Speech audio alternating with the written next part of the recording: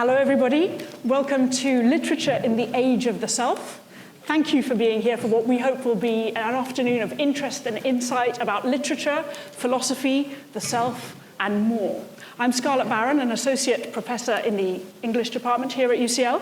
And I'm Alice Harvard. I'm a PhD student in the philosophy department here at UCL. And our aim has been to think together about what the self is and how it's represented, both in literature and in philosophical writing, and to try and break down a bit of the boundaries that sometimes there seem to be between thinking about these things with different departments. So what is it that we're hoping these wonderful guests will help us think through today by drawing on their research and their literary work?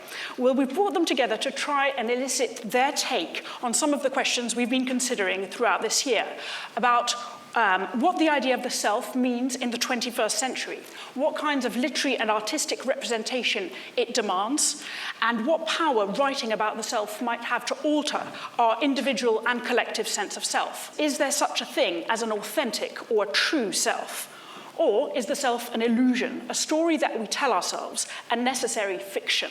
Our first speaker is Claire Carlyle. In Book 10 of the Confessions, Augustine wrote this sentence: I have become a question to myself, or I have been made a question to myself. And it's one of those lines that rises out of the philosophical text into public consciousness. This seems an apt starting point today, since it's difficult to think of a book that more thoroughly integrates literature and philosophy than the Confessions, which is, of course, written in a narrative form and in the first person. Hume based his philosophy in experience and suggests here that the self is a fiction conjured by philosophers. We are just a bundle of perceptions, a bundle of sense impressions that are constantly in flux. And Kierkegaard, likewise, did not see the self as a substance, an object, some kind of thing. Here, he asserts that the self is a relation, a reflexive relation. He saw this relation as typically ambivalent. We both want to be ourselves and don't want to be ourselves. We want to know ourselves, but we also don't want to look too closely, and so we tend to look away at other things. George Eliot here describes the self as a self-centering formation. Ostensibly, she's pointing out a moral problem, the egotistical tendency to think that the world revolves around me. Yet if, as Hume thought, the self is a fiction, perhaps an illusion, certainly insubstantial, it is a really compelling fiction. It is somehow sticky, glutinous. As a reader, I'm gripped by fictional selves. I think with them, feel for them, even sometimes miss them when I close the book. A critic, though, reads differently. She looks at the surface of the page and considers how the sausage gets made, precisely how these sticky selves and their worlds are made out of these words, out of these sentences. I wonder if we can learn from this practice of critical reading to examine our own self-narrations, our personal world-weaving, our stories, to ask the same question: how does a self get made? Our next speaker is going to be Eric Langley from the English department. As I was sat in a class with some of my first year doing Henry James, reading Henry James's Art of Fiction, which is wildly out of my period. I'm a Shakespearean. The novel is a kind of foreign country to me, a strange territory. I became interested in the word interesting, and that is the heart of today's talk. So I want to start off with that obligation that Henry James describes in the 1880s. The only obligation to which we may hold a novel is that it be interesting. What a dull thing to say about the novel. It's just got to be interesting. A tension is slowly emerging between words that imply ligatures between self and other. you have an obligation as a novelist. You are obliged, you have an obligature, some sort of responsibility to be responsive, some sort of communicative, interactive responsibility that the novelist must feel both between themselves and the particular minds about which they write, the particular characters that we're encountering, but also a sense that the novelist has a kind of particularity of sensibility, of approach, of receptivity to the particularity of the subject that he is writing about. What interests me about this passage most is the word interest, because it strikes me here that what Henry James is trying to do is to hold on or to recuperate or to articulate a certain nostalgia for the word interest itself, which, if you think about it for 2 seconds, you see is a very wonderful word, because it means inter esse. It means between being.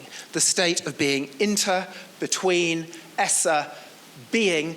To be interested in other people is precisely to feel that kind of obligature or communicative or correspondence with the other that allows you to take a particular and turn them into a part of something rather than allowing them to remain apart from you.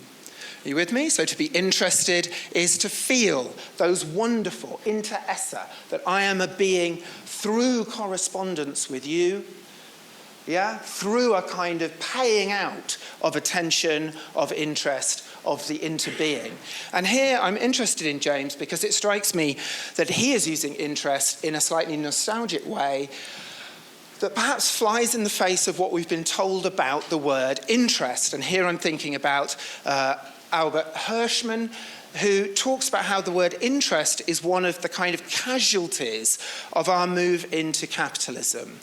That, in big, broad terms, a sense of self-interest, of capital gain, of investment, of reward, of investment, hence reward, is at the heart of the concept of self-interest that will come to formulate our understanding of that word from the 17th century. I'm going to finish just on these words from Judith Butler, kind of cautionary words written not long after 9/11. Each of us is constituted by virtue of the social vulnerability of our bodies as a site of desire and physical vulnerability, at once assertive and exposed. For those of you who don't know, Nietzsche has perhaps a unique, certainly a strong case to be considered in this context. Nietzsche has been taken to be somebody, whether this is right or wrong, who questions the idea of there being a sharp distinction between what is true and what is fictional, including in a narrative or in a story. Nietzsche is fond of encouraging us to treat our lives as, or as akin to, works of art, or perhaps to create ourselves in some way that is relevantly like the way that artists create their artworks. It's a feature of literary self-creation theories like Nietzsche's that you have to work really, really hard to get there. I mean, Claire was talking about ideas of the self, and there's one major distinction between different theories of the self. There's the self that's the thing that everybody automatically has anyway, and then there's the self that some of us can make.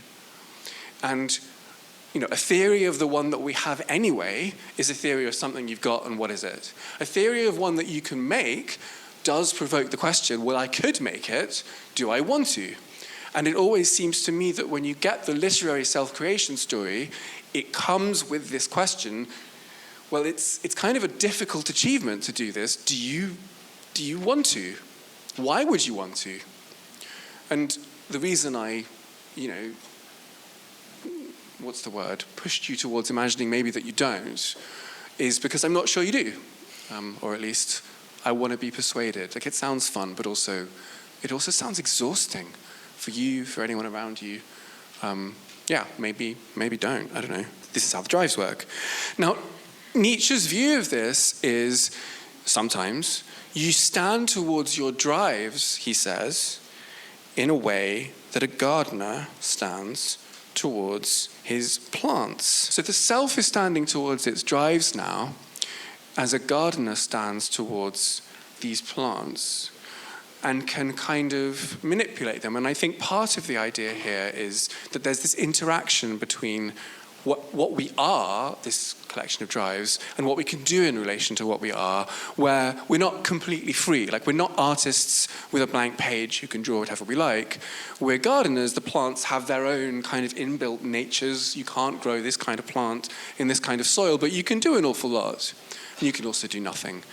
And you can kind of work on yourself. Well, the obvious question here, and it's a question for self-creation in general, is, so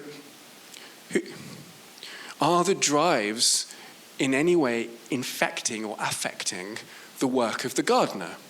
Because on Nietzsche's telling, they do, which means that rather than a gardener serenely contemplating his plants or her plants, what you've really got is some kind of horrific horror show film where, like, the roses are growing into my brain, so are the kind of lilies, and they're battling it out in the brain to get me to cultivate one at the expense of the other.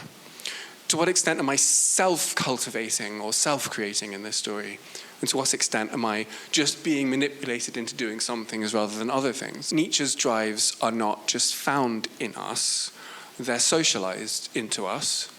They are parts of our environment that we've taken on that then become sort of controlling figures over us.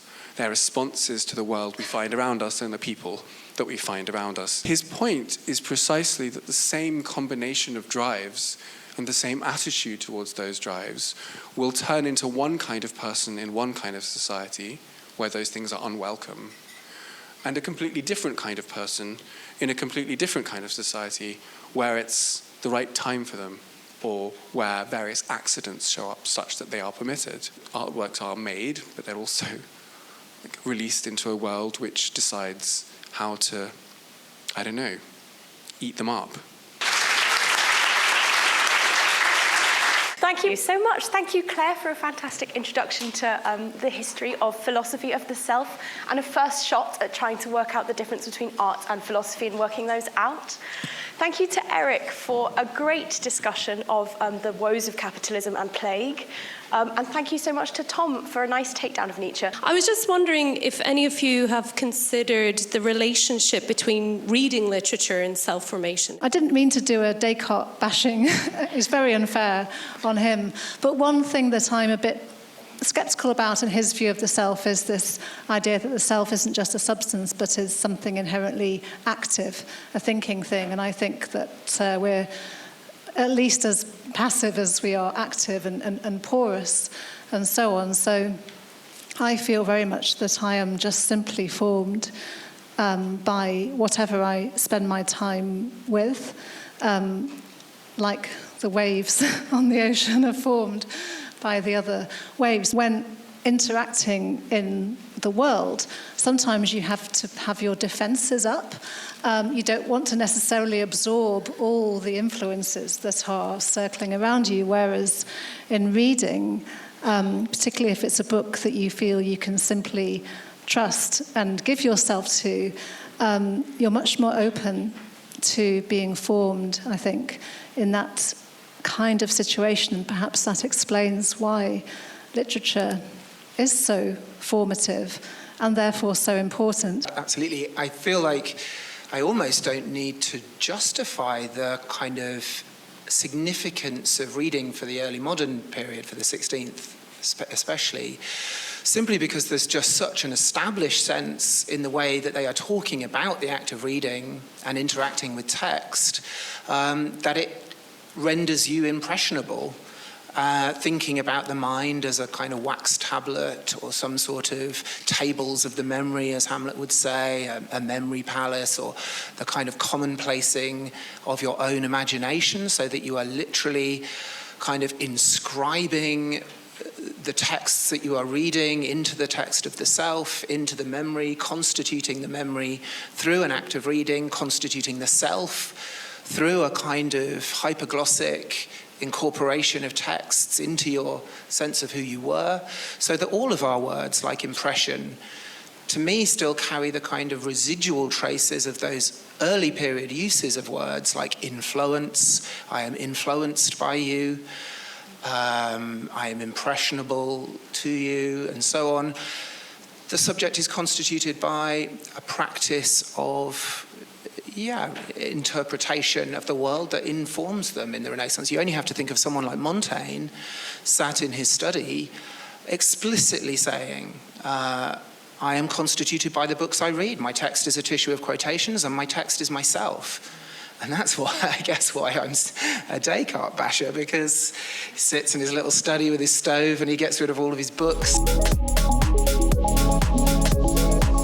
Welcome back. Woolf and Joyce and many of their contemporaries transformed our sense of what it is to be human, to be a human being on an ordinary day, rendering subjectivity, or perhaps creating subjectivity, with revolutionary vividness, detail, and immediacy. In our own age of the self, the next stage, perhaps, in what the philosopher Charles Taylor has called the massive subjective turn of modern culture, what ways are authors finding to give form or formlessness to the self? What are the challenges of writing about the self, whether in the mode of memoir, as all three of our authors have, or through a fictional first person, or in ways which otherwise allow the reader to infer or recognize something about the ontology and phenomenology of selfhood? And what is at stake in such representations? Luckily, we have some fantastic authors here to help us consider these questions. How central to your aims in writing is the representation of the self, whether the self in question be yours or that of a character? I think what I really feel on this subject of the novel and its connection to, or relationship, if there is one, to philosophy, and especially around this question of the self or a self, is that really the novelist's job, if they have a job, or their duty, or the requirement, is because the novel has a living relationship with time and with existence, and the novel has to reflect or embody the new terms, and those terms change constantly. And one of the things that has to be established right at the start is the status of the self in any given moment, in the moment of the book being written. And sometimes the self is tangible and important, and other times it's not. The very interesting question asked at the end of the last session, really, Sheila's idea, which has also been my idea, which is also something Nausgaard has talked about, which is this, essentially the self having become a place of legitimacy because making stuff up suddenly seems disgusting. So that's a change in... Other times the self is disgusting. So I would say right now the self is becoming disgusting again. And so the need to create an alternative location, because this is really about locations, and the self is a kind of tried and tested location for any recounting or story that is, because of the identity of the person telling it, that is menaced, essentially, and where you need to completely have a verifiable boundary around what you're saying, and that's why you would use the self. And the whole, I suppose, problem of at least Anglophone literature across the course of the 20th century, and particularly in the American novel, was that got wrecked, and the self became this liar, this, the idea of character, of narrative. That boundary of legitimacy was completely muddied, and as I say, as a result, currently the self seems disgusting to me. If we had been having this conversation in the period in which I was educated in literature and philosophy, certainly in the literary side, there would have been a skepticism about the self per se. Never mind yet its solidity or its duration over time or its susceptibility to philosophical description or literary representation, there would have been a fundamental suspicion of the category. And I'm a product, as a writer, of that suspicion. And the name for that suspicion in the period I'm talking about would have been theory. And maybe we don't need to kind of rehearse a kind of narrative about that. So I came to writing what you might describe as more memoiristic or autobiographical or personal things, essays, books, and so on, from a position of deep suspicion of the memoir as a form. On the poetry front, I think especially in US poetry, there's this idea that the traditional lyric poem, which would have a kind of singular, unitary speaker performing an act of self-expression, expressing themselves. I think a lot of people don't like that anymore. They might say that lyric speaker is, like that they're coded, white or male, wealthy, whatever, that they're actually performing within very restricted parameters and that we need a different idea of the self. And so there's this thing, post-lyric poetry, which often embraces the use of prose, and it can be sort of fragmented and it's sort of multiple voices and the rest of it. So in my poetry, I really admire that kind of writing, but I am a sort of lyric dinosaur, so I can never really get away from the lyric poem. So it's up to try and write lyric poems which sort of do things a bit differently. About minoritization, I think that there is a kind of, there's a sort of pressure to say things like, I'm brown and I'm proud, right? So there's a sort of commitment to a rhetoric of defiant pride, and the idea that if you are a person who has personally experienced, or you're part of a category of people who've experienced certain forms of subjugation and the rest of it, that you press back against that and the powers that be by affirming yourself. And this has come to seem to me a bit of a trap, because that kind of very prideful, embattled and reactive self, it feels like a huge burden to me at the moment. I write academic literary criticism, and I really enjoy doing that. So I write on things like patterns of assonance in the journal prose of Victorian poets, and I really like doing that, and that's one of the things I do. But more and more, I sort of started to feel like I couldn't be passionate about literature in the ways that I wanted to, because certain kinds of sentences were not really permitted, in a peer-reviewed domain. And so that often was about not trying to insert myself, but about acknowledging the quantity of self which is just there when we respond excitedly to literature. And it started to seem to me that a lot of academic prose, sort of by denying that and trying to expunge subjectivity, can actually become quite kind of arrogant. Something philosophers quite often think about is to what extent we have the same self over time. And all of you in different bits of your work seem to commit yourselves to thinking that that's not the case, that we have different selves at different times. Do you find that a challenge when you think about characters? Do you find it hard when writing about yourselves? I don't really have characters.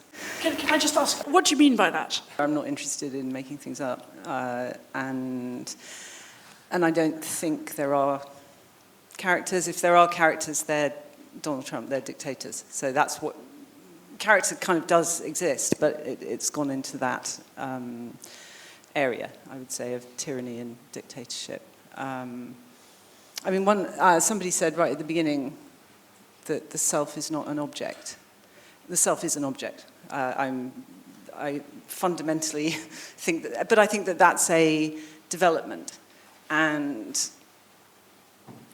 another strong impression from hearing philosophical definitions of the self is that they are cerebral, and the self is considered to be cerebral.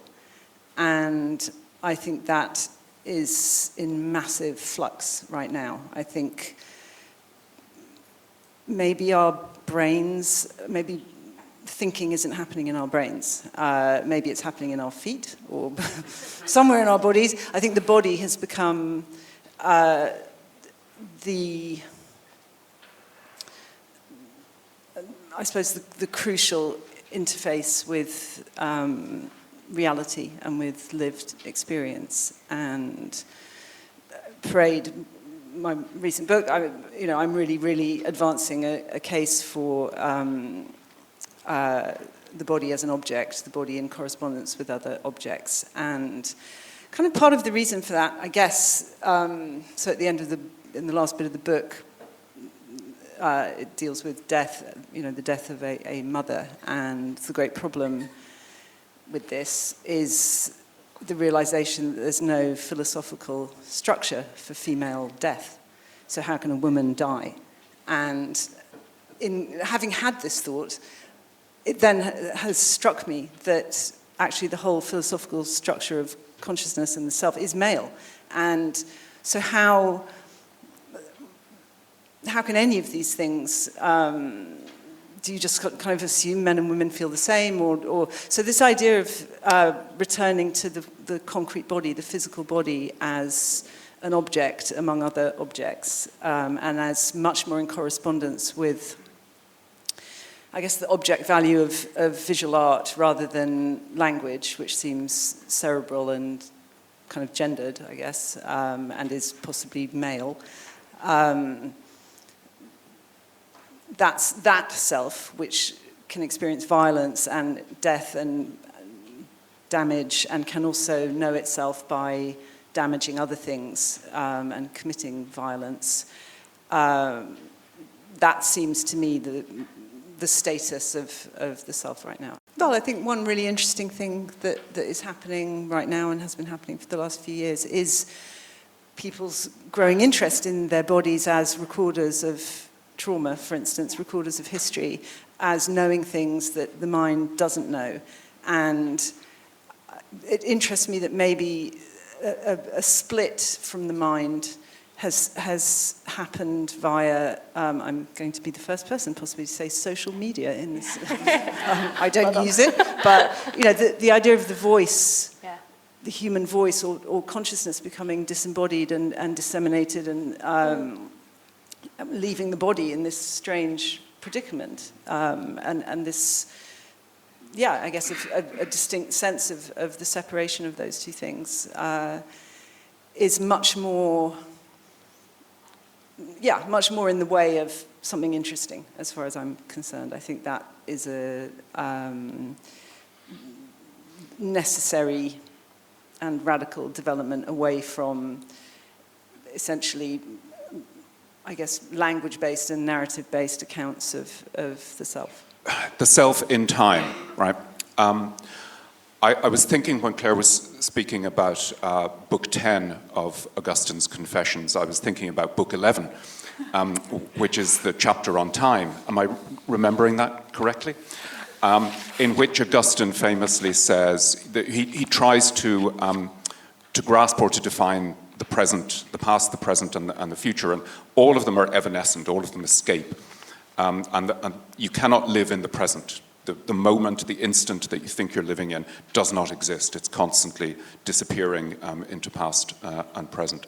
Augustine was really on my mind when I wrote my first book, In the Dark Room, which is a book about the deaths of my parents when I was quite young. And not only was I allergic to memoir as a form, but I was allergic to the very idea of a kind of continuity of self, because it seemed to me that what I needed to describe was precisely my absence, the absence in my life of that. And so finding literary forms that could mimic that was kind of the first thing to do. And for me, they were very much at hand. They were writers like Walter Benjamin and Roland Barthes and Gillian Rose. And so I always still, I think, start from, even when I'm writing something like, for example, the passages in essayism that become kind of quite memoiristic, or the book I'm trying to write at the moment, which is about my own education, I start not from a sense, not from any kind of narrative, but from a a collection of images. And often it starts with one single image. In the case of my first book, it was the image of my mother's hands. And somehow the thing grows from there. So if there is a continuity, it's a pattern. And that pattern actually somehow carries on from one book to the next. I can't really see often it's interesting that you're telling us that we do this thing that I don't know about the others, but I don't recognize it. But of course, you're quite right. But I think that my approach to it, or it's not an approach, the only way that I can talk about the self over spans of time, during childhood, during adolescence, or a whole life. I'm really interested at the moment in the form of a life. I'm writing about Virginia Woolf's The Waves at the moment and trying to think about that. But my only way into it is in terms of very discrete images. Style is good evidence for the existence of self, but style is also evidence of, and indeed writing is evidence of a primary lack of freedom, so a primary formation that has already happened, and that you would have to, and maybe style is the only way that this can occur. You would have to separate yourself from it and become conscious of it and choose to change it. And so I guess that can be another function of style, that you could become conscious of it and actually alter the shape of it, alter the nature of it deliberately, by an act of will, I guess. But I think for me the sort of more interesting point is the extent to which it is that it represents pre-formation and unfreedom. And I mean, in terms of what you're talking about, there's something kind of familiar in there, which I don't know if the others share or other writers share, of the feeling of a creating self that is totally not unrelated to an exterior self, but doesn't ask permission of an exterior self or necessarily correspond with it in any way. And somehow in the passage of that, I guess, instinctive or essential creating engine, in its passage to the exterior, it takes a lot of appearance and clothing from the socialized self, from your social identity or from a social identity. And for me, the interesting question would be how to stop that happening. How to, I don't care. I could almost say that the socialized, the self that has a name and is trash for me. It is mere rejected, material being. I use what I have in, for me, writing is, or any kind of creativity, is the search for agreement. That's a really, really essential part of it. And myself, me as the object, me, the main thing about that is that you as the object, that's the biggest difference there is in the world, that I'm one object and you're another object. So, and I will never know what it's like to be you as an object. And so creating a place of agreement where we can both stand and say, okay, for a minute, we're seeing things, that's what a book is meant to be doing, or any kind of artwork is meant to be doing.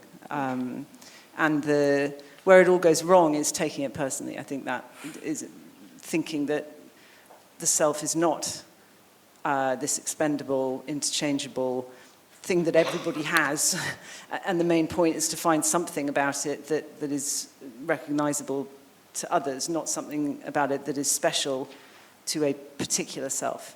And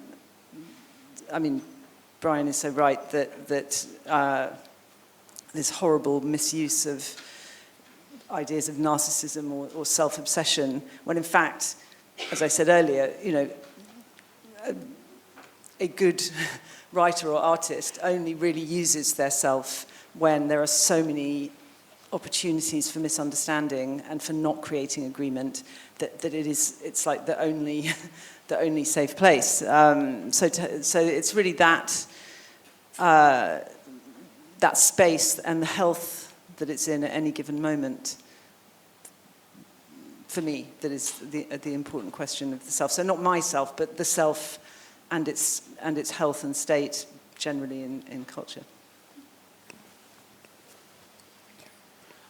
You're right, I've written a lot about style in the books about essays and the book about sentences, and kind of declared myself a sort of addict or fan of style at some kind of naive level.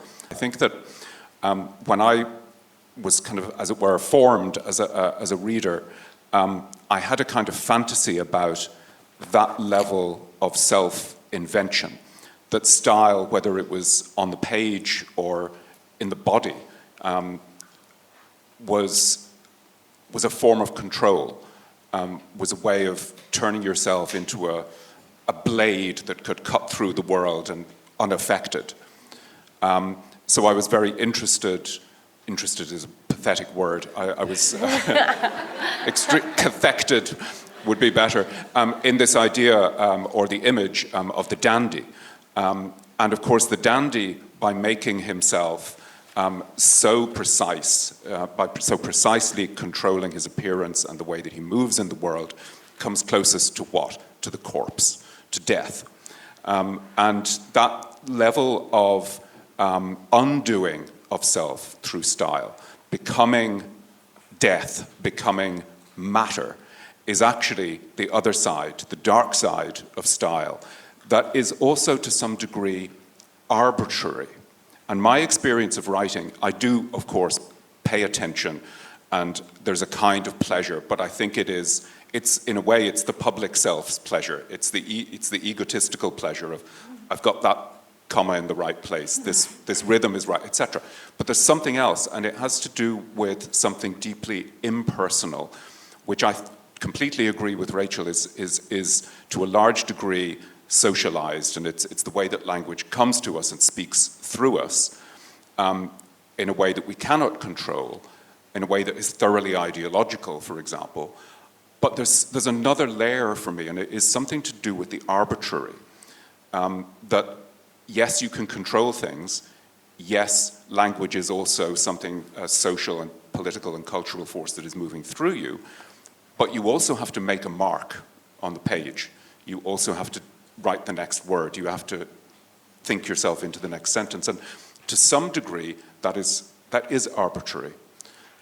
It's a leap. And that leap feels to me like the really impersonal part, and the part that somehow needs to be coaxed, encouraged, protected, and so on, and is completely, cannot be identified with the person who's sitting here, if that makes sense. I think there's a remarkable similarity between us here, which just popped out at me, which is slightly wrong-footed me. You know, I think when I was growing up, I also had this sort of dream of a kind of invincible stylishness.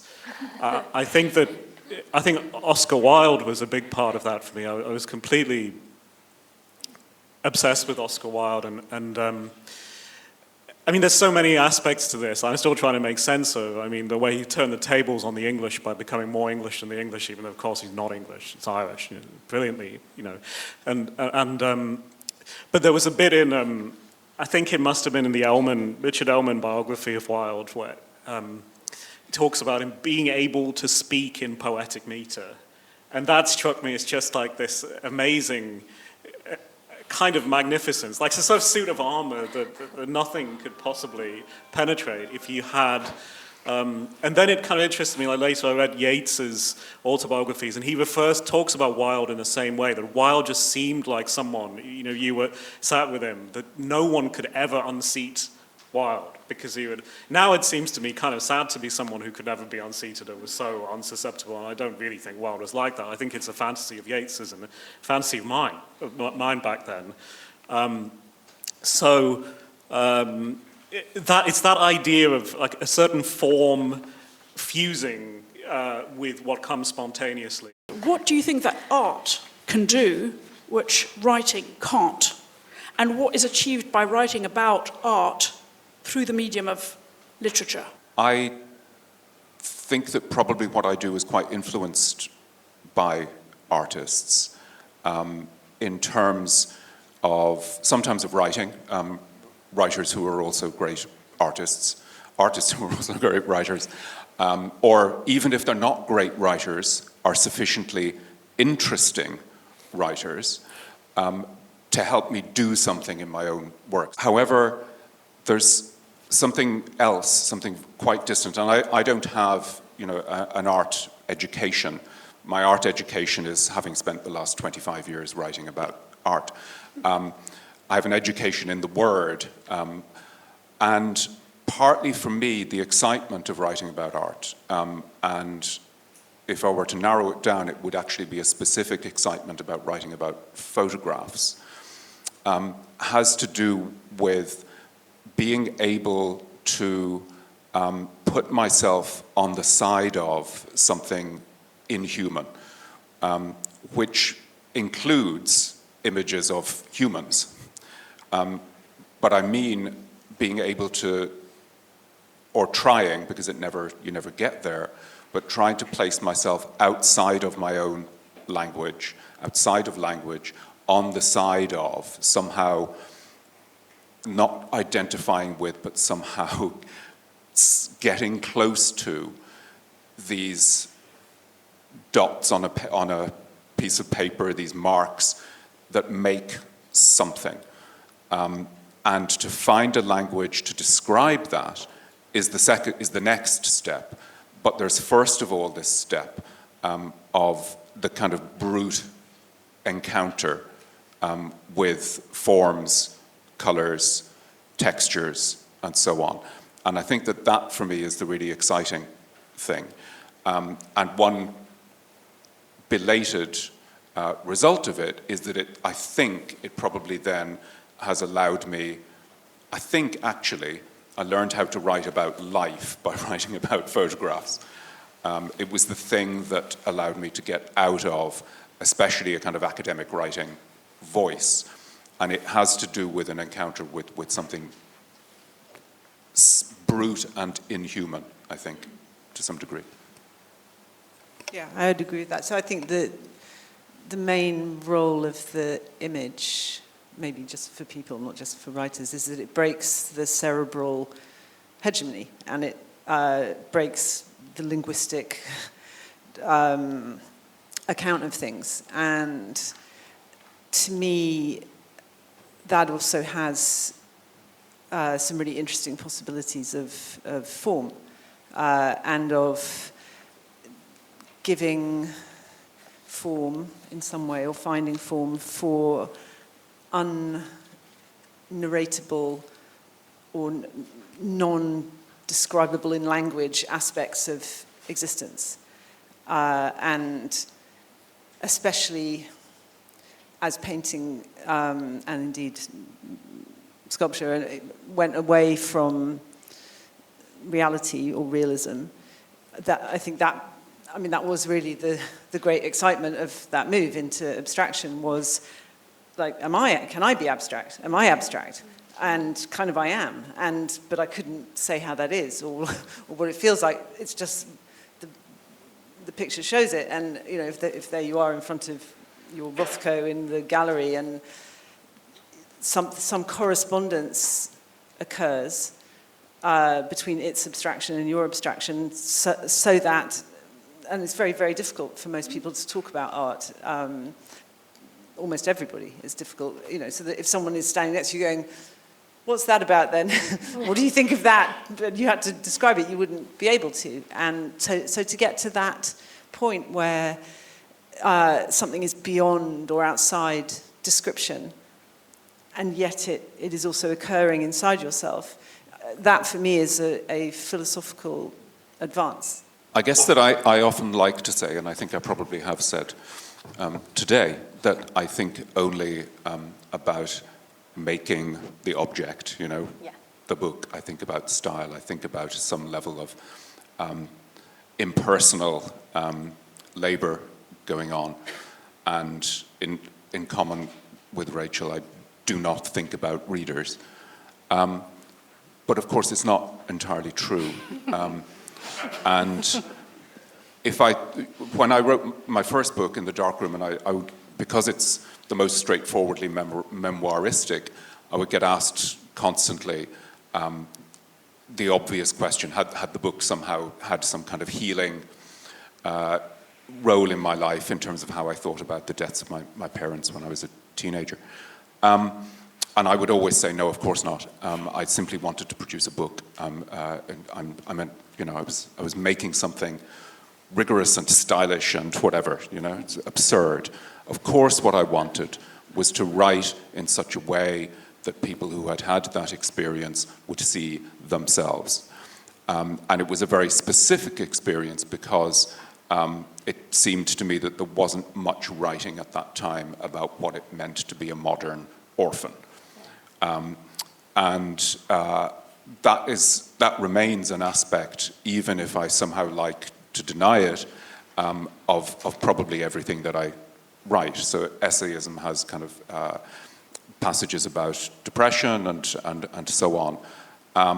And I think that must be there, but I really don't want to think about it very hard. Yeah. Because I then also think at some level it won't be as, and here's this word that I'm surprising myself with, useful. To you? To other people. Yeah. Who cares if it's useful to me? I don't exist. Yeah. Okay. Right? Great. Yeah. At some fundamental level, I do not exist. But there is, and I'm only realizing it in response to your question, that there is some element of wanting to make something useful to a reader. And the usefulness, it seems to me, is some kind of moment of recognition. Yeah. To my surprise. Thank you for that. It is true that morally and politically, individuality is more valuable than the group or the collective, I guess. That seems like a huge statement, but it seems that way to me. And yet, maybe the necessary impulse of art in our time, say, has got to be towards the collective, towards identifying or finding a collective voice, and maybe becoming suspicious of individuality as something that, as I've said earlier, is actually constructed and preformed. But that's really, for me, a very counter. I would always trust people as individuals, humans, and think humans were better as individuals than they appear to be in groups. So the question of how the self develops in the context of others, I would always think it would be deformed by others.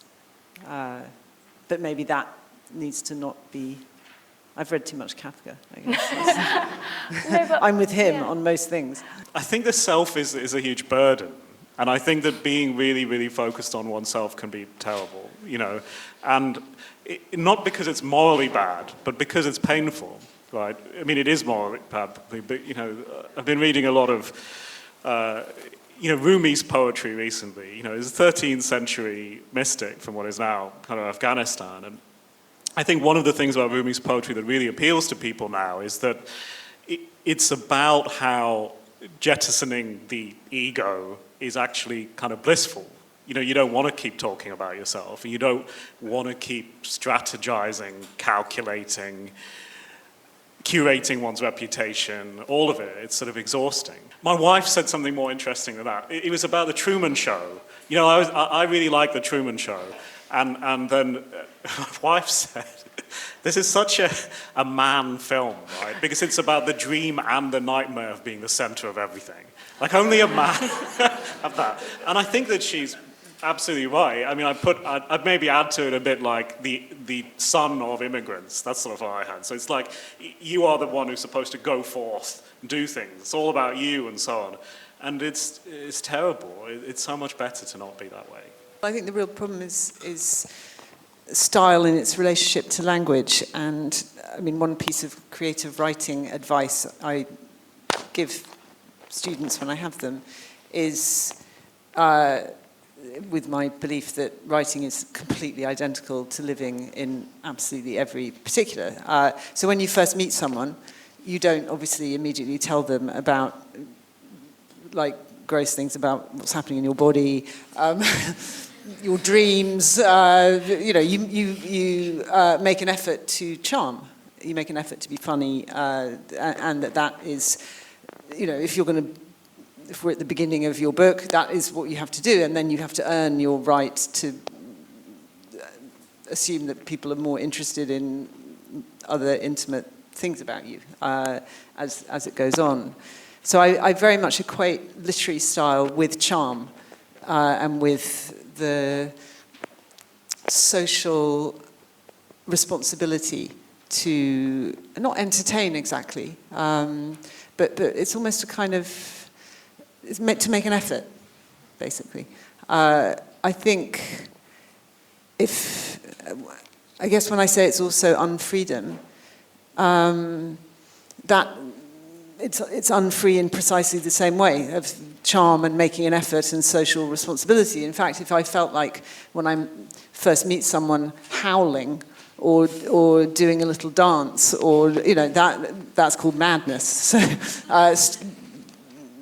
essentially, there's style, and then there's being boring, and then there's madness. And I mean, a visual artist's relationship to style, I think, is completely different, and is much more a business of mapping time and mapping time than literary style. I have thought about this in relation to illness, but more precisely in relation to the fear of illness. So I wrote a book about hypochondria or health anxiety. And just as much as, and you're perfectly right, of course, the body is always remaking itself and decaying at the same time, things falling apart and some things being renewed and sadly most of them not. But there is also the element, not just of the accumulation of change and duration, but there's also the element of foreseeing one's body. And that, it seems to me, is a fundamental part of being embodied and having a self, is having or not having a sense that that self is going to persist. And one of the ways in which we experience the physicality, our being embodied selves now, is in terms of specific kinds of labor. The work that we must do on the self, the work that we must do, not only do, but sometimes perform the doing of on ourselves. And that's interestingly not been part of our discussion so far, that the self is also a kind of labor. It needs to be produced. And part of that production is its duration and its projection into the future. Not only I have been the same person all along, but I will be the same person. Not only will I be the same person, I'll be a better version of that person. I'll be the best version of that person. Obviously, it's a contemporary fantasy about the body, but it's not contemporary. There are iterations of it historically. But that, it seems to me, is just as important as what you're describing, is that sense that we think our self is going to carry on. We have versions of it physically that we imagine constantly. And some of those are horrific, and some of them are comforting. To find a way to write about that, it seems to me, would be a really interesting challenge. Well, I don't create characters. And I more or less either need to know everything about a book before I begin it, almost to the extent that I could write it from the end back to the beginning. I mean, partly because that has always seemed polite to me. I don't know. There's nothing else I would do without knowing exactly what I was doing. And so to arrive in a book going, I don't really know where I'm going or how this is going to end, that has never seemed entirely polite. And now I have a very different process, which feels much more like seeing something totally unattainable and very far away, and my job is to get there. And I don't know how, I don't know what it is, and I don't know how I will get there. And that's how writing feels now. And so I definitely know when I've got there. But up until then, I don't know anything. And so that's a much more stressful way of working, but it's how I'm working right now. There are so many other writers who would have given you, novelists who would have given you a long and satisfying answer to that question. There's also a version of that for non-fiction. I think there's an experience of that for the essayist or the writer of what we appallingly, regrettably call creative non-fiction. And so I up until my book Essayism, so I published maybe 3 or 4 books before that, and they were all planned in immense detail, partly as arguments, but partly, as I was saying earlier, as patterns of images or interludes or events. And something happened with essayism where that sort of broke and something else intervened. And that's been kind of the way I've worked since. But the thing that I'm writing now, for the very first time, I'm writing absolutely without, I know roughly, there's a chronology I have to write about me aged 17 to 25 and education. I know where it roughly splits up in terms of chapters and so on.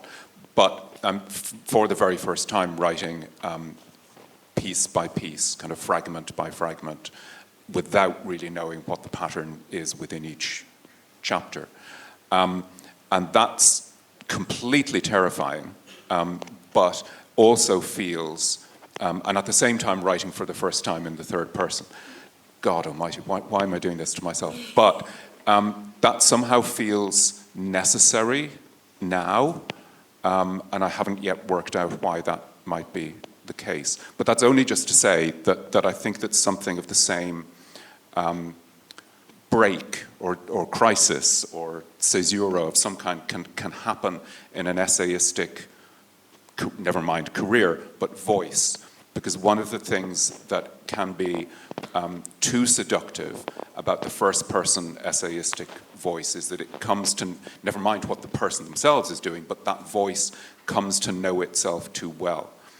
And at that point, a kind of mastery of itself as well as its material can intervene, and you start to sound knowing.